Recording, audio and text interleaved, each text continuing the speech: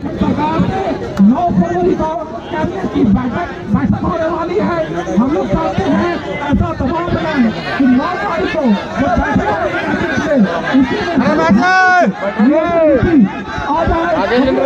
मांग है। और हर जगह हम लोग को बहुत ही संवैधानिक तरीके से आवाज। बिहार किसका है? बंगाल किसका है? गुजरात किसका है? महाराष्ट्र किसका है? तो झारखंड सबके बाप को लगेगी, झारखंड सबके बाप को लगेगी। लेकिन हमें बाप की लगा है।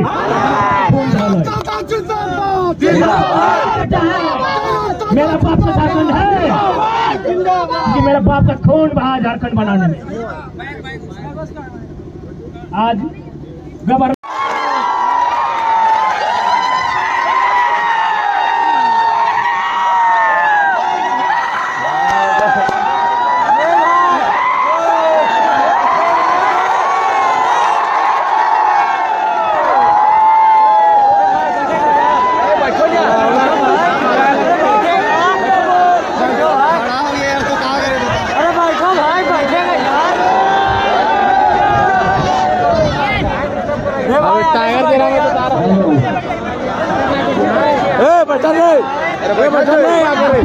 पान छोड़ गया, लेकिन इसे शर्म सरकार को कोई समझ नहीं आया। और 2015 क्या वैकेंसी है जो 2023 तक आया और एक पहला प्रक्रिया पूरा नहीं किया है और छात्र को रोकने आ रहा है। हम बता देना चाह रहे हैं 23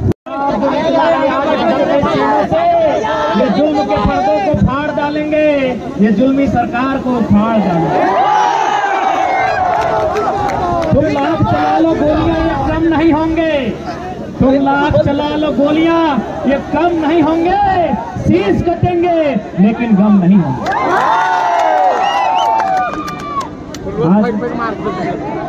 पिछले साल भर से लगातार हम लोग आंदोलन, हमारा खाना आंदोलन, नहाना आंदोलन, सोचना आंदोलन, बीते साल भर में लगभग लिखित तौर पर 410 जनसभाएं शायद देश के प्रधानमंत्री अपने जीवन में नहीं किए होंगे। लेकिन आज की यह सभा कुछ नहीं है, क्योंकि बीते एक साल में बहुत प्रेशर, बहुत टॉर्चर, बहुत ट्रोल, बहुत हेट झेले, लेकिन कोई हमको डिगा तक नहीं पाया।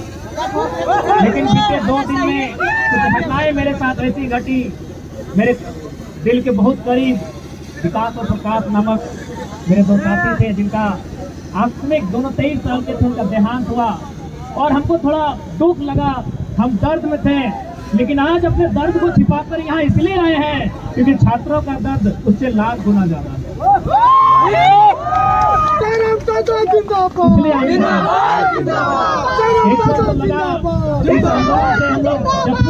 इस घटना के बाद कहीं जख्मी ना हो गए, लेकिन किसी ने ऑटो में दे दो, लेकिन किसी ने ठीक ही कहा है कि घायल शेर की सांसें उसके दहाड़ से भी खतरनाक होती है। और बिल्कुल मुझे तो पूरा विश्वास है, चाहे विधानसभा हो या राजभवन हो, कहीं ना कहीं हमारी एक्टिविटी को वॉच किया जाता है। आप देख सकते हैं मुख्यमंत्री का नया भाषण, वे कहते हैं कैसे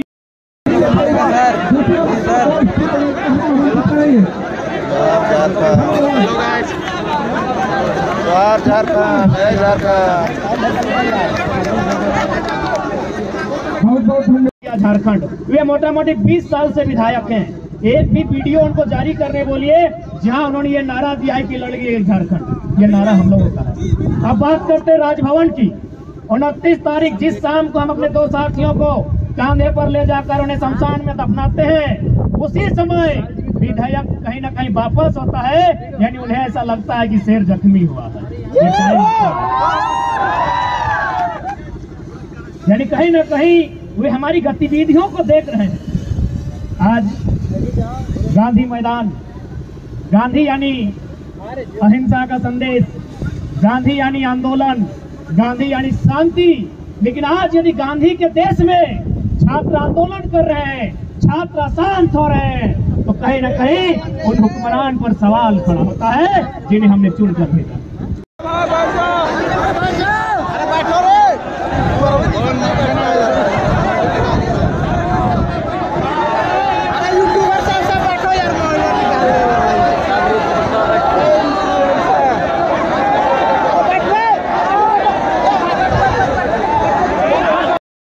कैसे देश का विकास करोगे, कैसे अपना राज्य का विकास करोगे?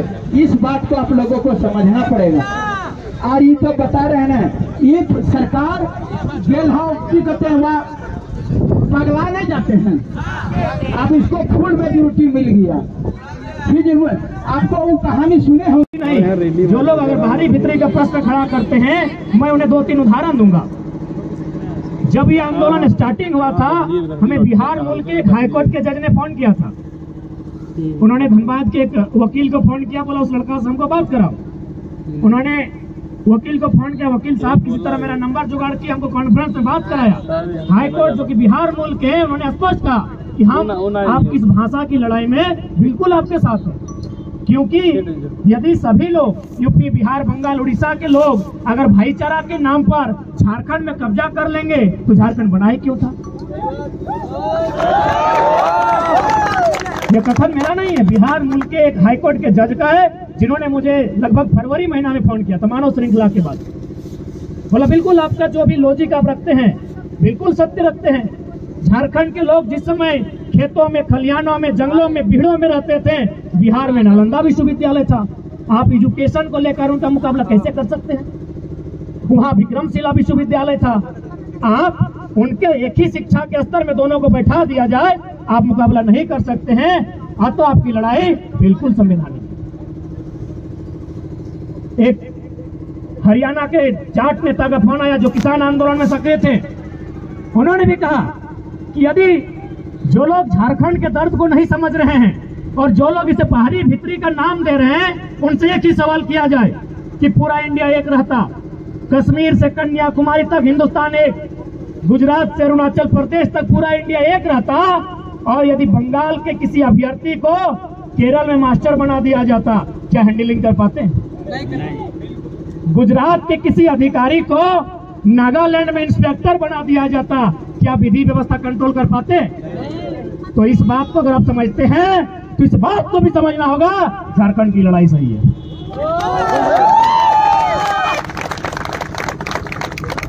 आप ही बताइए, यदि बैरियर में जमा देते, उन पैसों को गठरी में भेजकर बच्चों को हजारीबाग, किसी को रांची, किसी को धनबाद भेजा जाता है, इस उम्मीद के साथ भेजा जाता है कि जब बच्चा घर वापस आए तो एक छोटी सी नौकरी लेकर आए, और उस उम्मीद को पूरा करने के लिए बेटा दिन रात मेहनत करता है।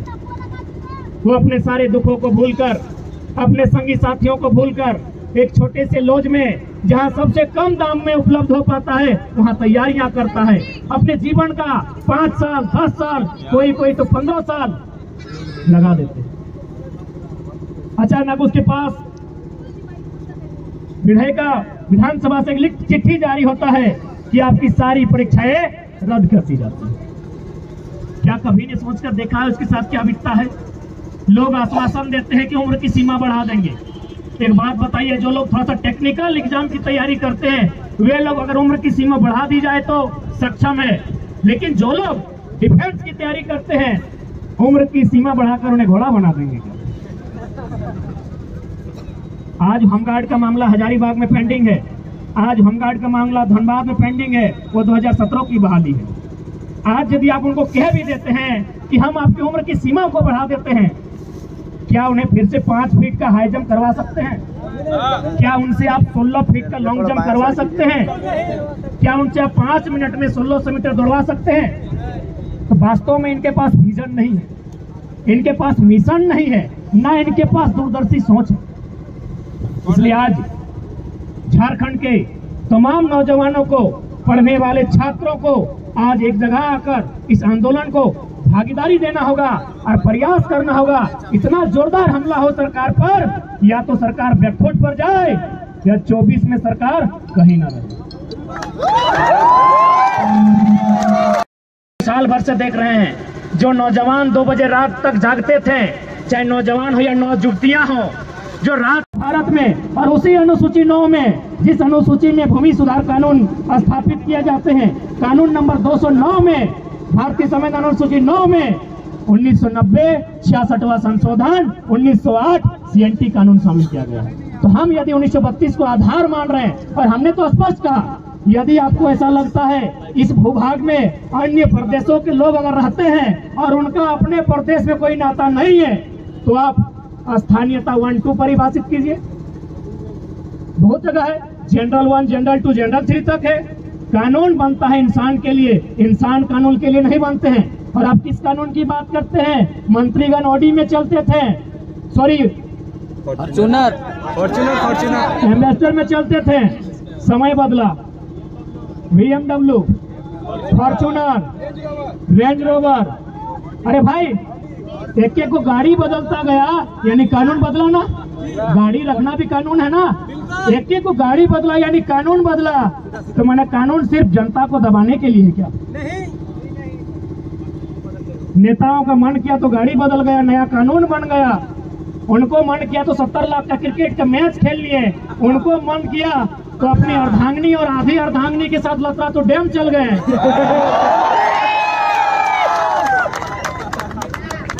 तो हमारे लिए एक नियोजन नीति नहीं बनेगी? आज माननीय मुख्यमंत्री पूरे राज्य में जोहार खतियानी यात्रा लेकर घूम रहे हैं। अरे महोदय, वो कहते हैं ना कि अभी बच्चे का जन्म हुआ नहीं है और आप छठियारी का सामान लेकर आए हैं।